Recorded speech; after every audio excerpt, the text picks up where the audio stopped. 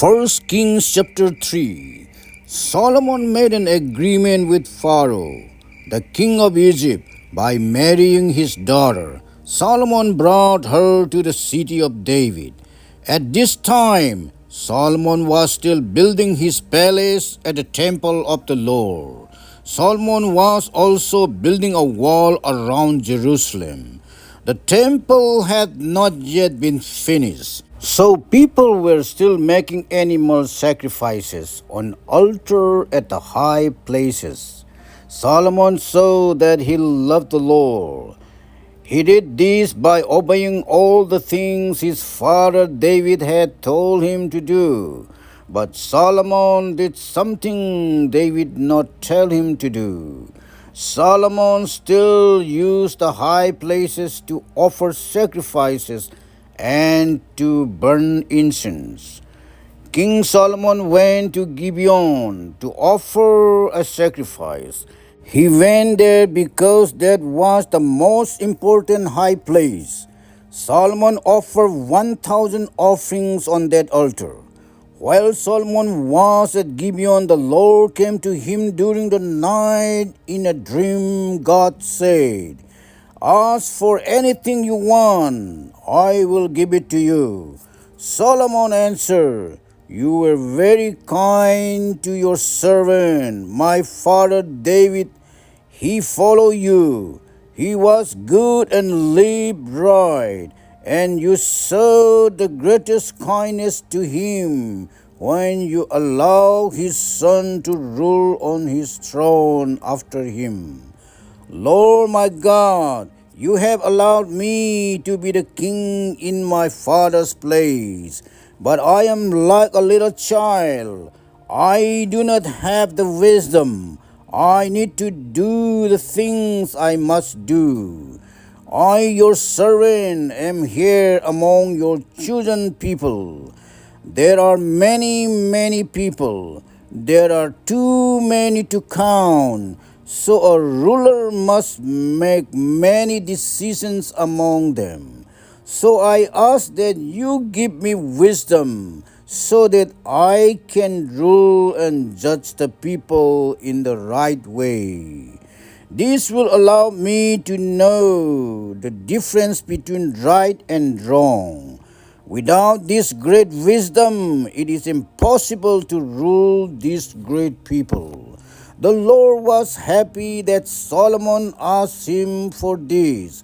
So God said to him, "You did not ask for long life for yourself, and you did not ask for riches for yourself. You did not ask for the death of your enemies. You asked for the wisdom to listen and make the right decisions. So I will give you the thing you ask. I will make you wise and intelligent. I will make your wisdom so great that there has never in the past been anyone like you. And in the future, there will never be anyone like you. Also, to reward you, I will give you these things that you did not ask for. All your life you will have riches and honor. There will be no other king in the world as great as you. I ask you to follow me and obey my laws and commands. Do this the way your father David did. If you do this, then I will also give you a long life." Solomon woke up.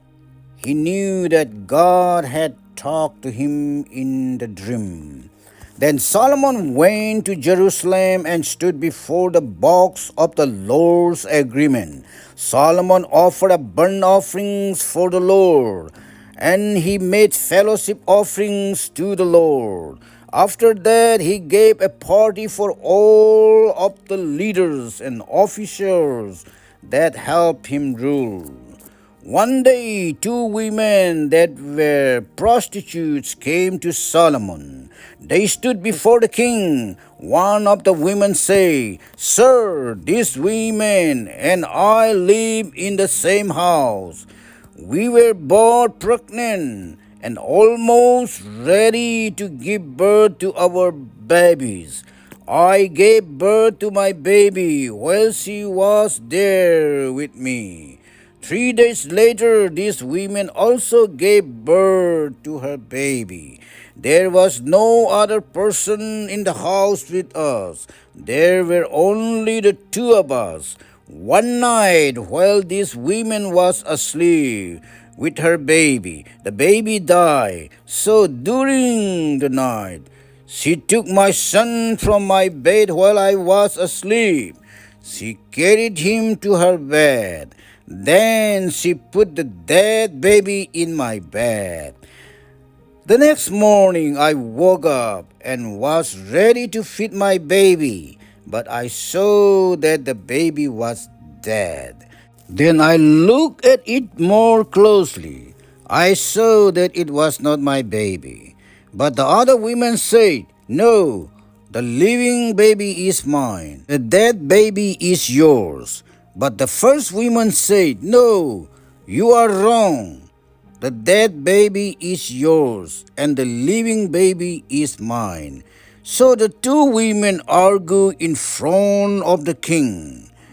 Then King Solomon said, "Each of you says that the living baby is your own, and each of you says that the dead baby belongs to the other women." Then King Solomon sent his servant to get a sword. And King Solomon said, "This is what we will do. Cut the living baby in 2 pieces. Give each woman half of the baby." The second woman said, "That is fine. Cut the baby into 2 pieces. Then neither of us will have him." But the first woman, the real mother, was full of love for her son. She said to the king, "Please, sir, don't kill the baby. Give it to her." Then King Solomon said, "Don't kill the baby. Give it to the first woman. She is the real mother." The people of Israel heard about King Solomon's decision. They respected and honored him very much because he was wise. They saw that he had the wisdom of God in making the right decisions. This is the word of God, ladies and gentlemen. Thank you everyone for coming. See you all soon.